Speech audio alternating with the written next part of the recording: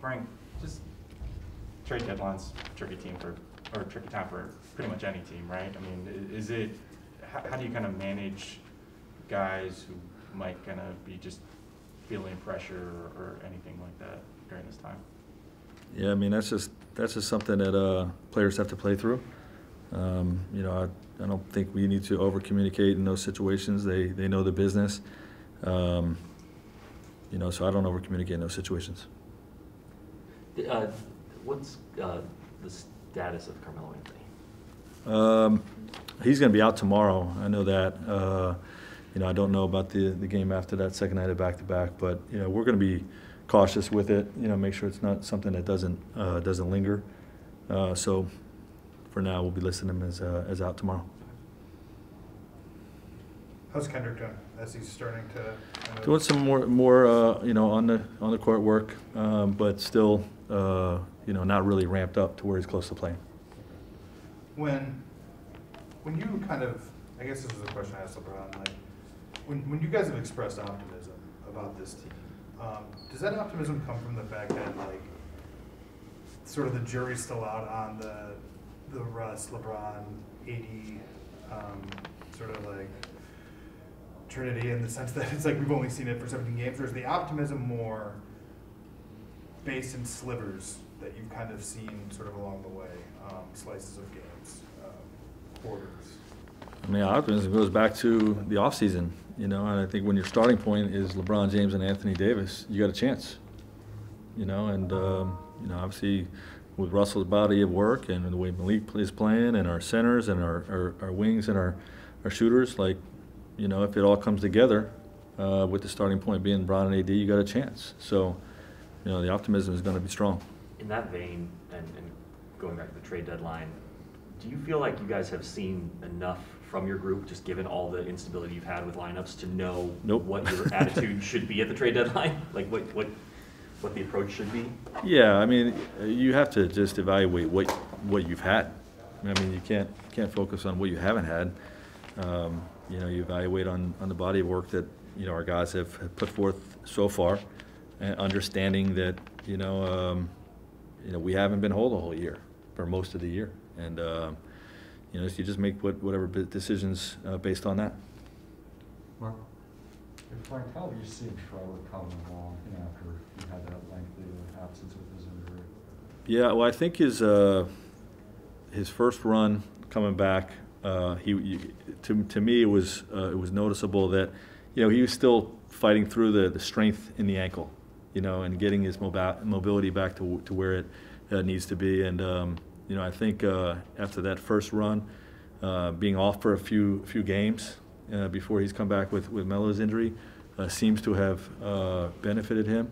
And I do feel like he's moving better in these last two games than he was, you know, prior to him missing a few games. So, you know, hopefully that's a positive sign. And you know, these things take time, and you know, hopefully the mobility continues to improve as the season goes along. Is Dwight doing okay? Dwight missed practice today, also with the same sore back. So not sure about him tomorrow yet? Correct. Okay. Yeah. Go ahead. I was just going to say, did the situation with Russ at the end of the game the other night require some communication post-game, or did the conversations you guys had about that several weeks ago sort of lay the groundwork? No, you still communicate afterwards, you know, and there was that today. You know, but that's just I've always taken pride, you know, with my teams and making sure I'm communicating with guys with whatever happens within a game. You know, not obviously every player every game, but you know, if a certain thing requires a reach out or, you know, just a follow up, then we'll have that.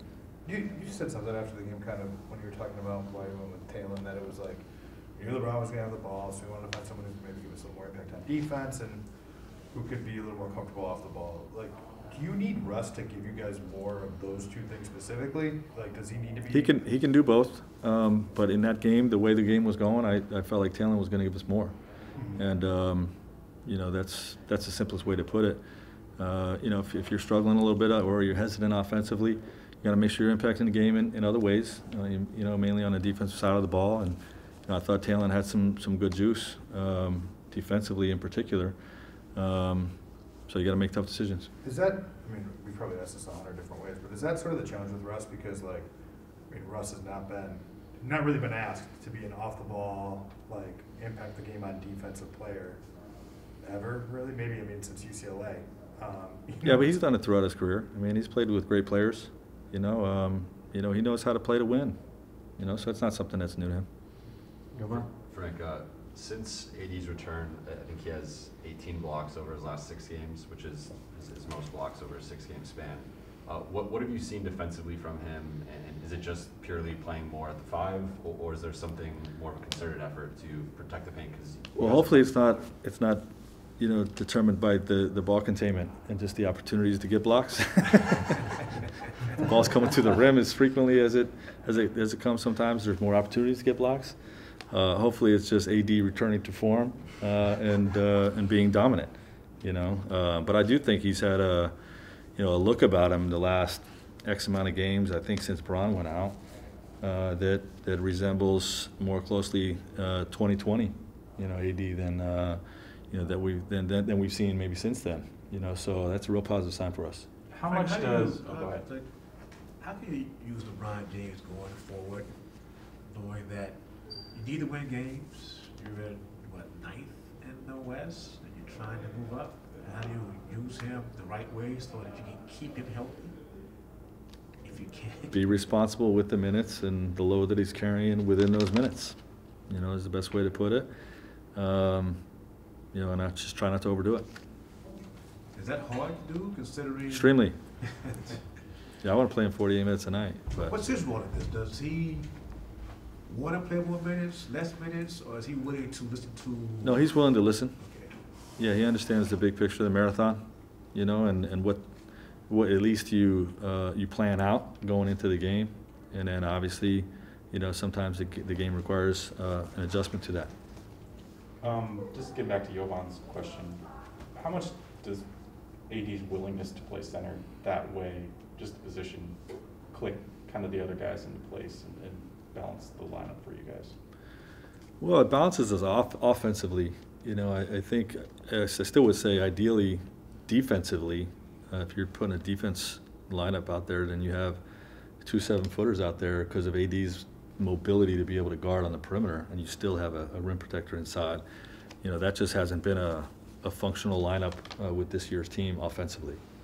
So it is a balance, but he's able to do both. He's able to be elite, as the defensive center as well. You just lose his length and versatility on the perimeter when he's playing defensive center. But he's got all those options, and the way we're benefiting from the open paint offense, we believe is something that can really carry us on a deep run. Are there moments where you can kind of switch off on defense and LeBron could be the defensive center and AD can go on the perimeter? Sure, and we've done that. Or Melo, we've done that as well. We have that versatility, yes. Michael, you have a question on Zoom? Yeah, hey Frank. Just wondering, how do you think Austin Reeves is holding up physically? Obviously, you've played more games this season than you did in any college season. I know the Clippers were kind of picking on him a little bit, and he hits the deck a lot. He gets hit in the face a lot. Just wondering kind of how you think he's holding up. Yeah, he's doing fine. We like the scrappy nature of his game, and he does get hit in the face more than usual. He oddly gets hit in the face often in games, but that's what happens when you play scrappy and you stick your nose in there. So we're okay with that, and his body's holding up fine.